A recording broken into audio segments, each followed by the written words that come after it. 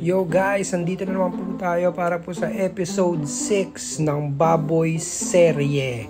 Okay, so nagre-ready na naman po tayo guys at aalis po tayo papunta pong Nabas, Aklan. At yan guys, may hinintay lang po kami or may dinaanan lang po kami.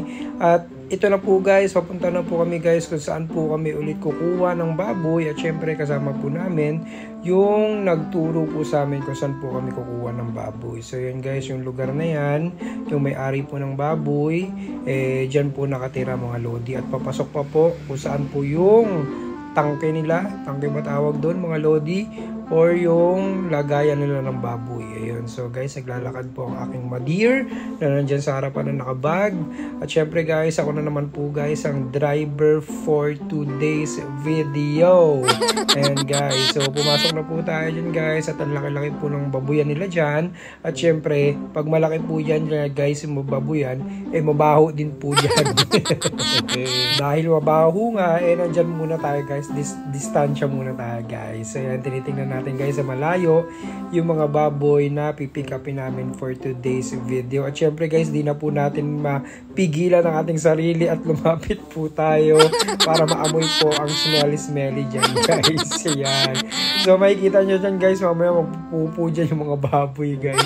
So yan, napakadaming tao dyan sa loob guys dahil dyan din po yung timbangan ng mga baboy. And still, ganun pa rin po pag kumuha sila ng baboy, tinatakpan po nila yung mga mata ng mga baboy dahil kinikidnap nga po nila yan guys para hindi po sila makakita. Ayan, so hindi ko alam kung ilan po yung kukunin namin ngayon, pero syempre makikita nyo rin po yan dahil nabibideo nga po tayo. Ayan, so ayan pa rin po guys yung mga kasama nating mga halimaw, kumuha ng mga baboy at magbuhat ng mga baboy. Ayan, mga veterano yan, mga lodi. Ayan, so ang dami pa rin yan guys. So, diba, pang ilan na yan? Pang-apat. Ayan. At madadagdagan pa po yan kasi nga po marami po yung kukunin yata namin ngayong mga baboy. Ayan, dyan yan guys, no? Binuhat na yung isa. Ayan, no? Ilan na yan mga lodi? 5 na po yata yan mga lodi. At syempre kulang pa po yan, no? Diba naman? Ayan na yung mga baboy na yan guys, oh. And syempre guys, uuwi po namin yan sa Kalibo, Aklan. Yan guys. So ayan na nga guys, medyo lumalayo-layo na po ako sa punto na yan dahil iaakyat na po sila doon po sa sasakyan namin. Yan. So ayan na guys. At syempre, babalik na po tayo dahan-dahan sa sasakyan. At medyo lumayo na rin po ako dyan guys kasi nga po, baka dumugin ako ng mga baboy. At di ko alam tapos ang aking gagawin. Ayan guys. So medyo malayo-layo guys yung lalakarin na itong mga baboy na to. Ayan, so ayan na po sila. Palapit na po sila ng papalapit sa ating sasakyan, no? Di ba guys? Nasunod sila, no? Inampas lang sila dyan sa kanilang mga pigi. Ayan, at pupunta na sila doon sa sasakyan. Ayan na guys, dahan-dahan na po iaakyat isa-isa ang mga baboy na nakuha namin guys. Ayan na guys, iaakyat na sa sasakyan. 1, 2, 3, 4, 5. O diba? Yan, napakasulido yung mga lodi, yung mga taga-buhat natin ng mga baboy na yan. Mga veterans na yan guys, pagdating po sa ganitong trabaho. Ayan, so ako guys, di ko kakayanin yan. Hindi po, masyado po akong malandutan. Ayan, ayaw po madumihan, masyadong malandi. Ayan, o, diba? Easy lang, no? Ayan, so nakasakay na po yung mga baboy na na-pick up namin po dito po sa bahay na yan. Ayan, so ayan na po sila. And dito naman po tayo guys, susunod na stop natin, which is kuha po na naman kami ng another baboy dito sa lugar na to. And ayan na po guys, isa po siyang inahin at kikiluhin po yan dyan po sa kiluhan. Ayan. So, napakadami po na magbubuhat na yan guys kasi nga po masyado pong magalaw yung baboy na yan. Ayan. At ayaw po magpahuli.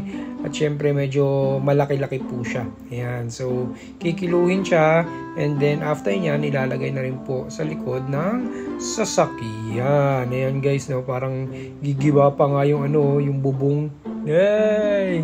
O, diba? Ilan yung nagbuhat guys, no? Ayan, no? Pinapaalis po siya para po sakto po yung timbang po na makuha.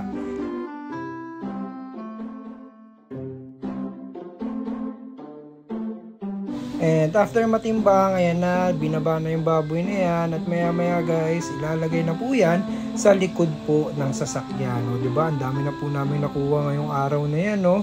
Kaya yan po yung mga trabaho po ng mga magbababoy.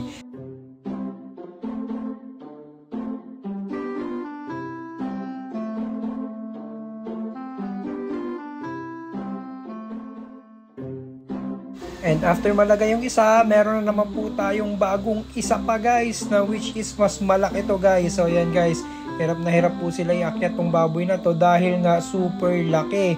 At syempre pag alam na po natin guys na malaki, mabigat po yan mga lodi. So yan guys, tulong-tulong po yung mga tagabuhat natin guys, para po maakyat po yung baboy na yan. And still, ganun pa rin po, nakatabon po yung mata para hindi niya po alam kung saan po siya pupunta.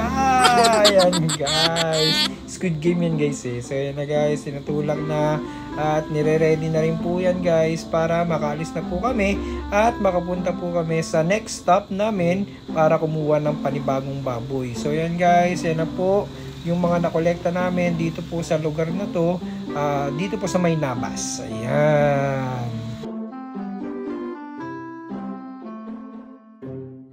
At ngayon guys, andito na po ako nakastop sa bagong stopover namin mga lodi. So yan, dito po sa papasok na yan, meron na naman po kaming ipipick up na baboy mga lodi. So ako guys, still, nandito lang po sa loob ng sasakyan, ayoko po lumabas.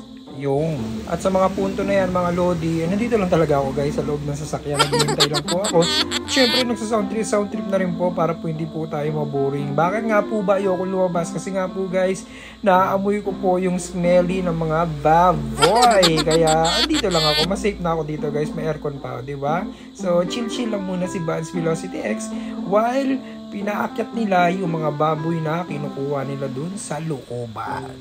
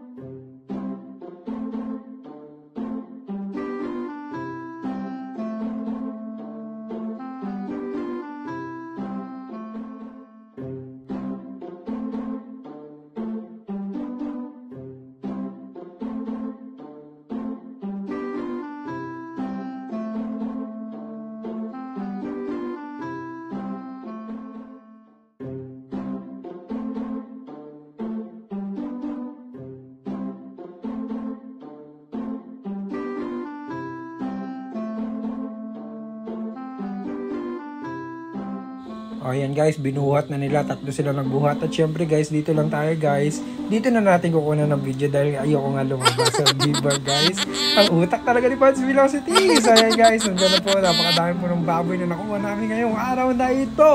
At yan pa guys, meron pa rin naman panibagong baboy. Ay, o diba guys, nakarami. Isama ko na kaya yung aso na yan, no?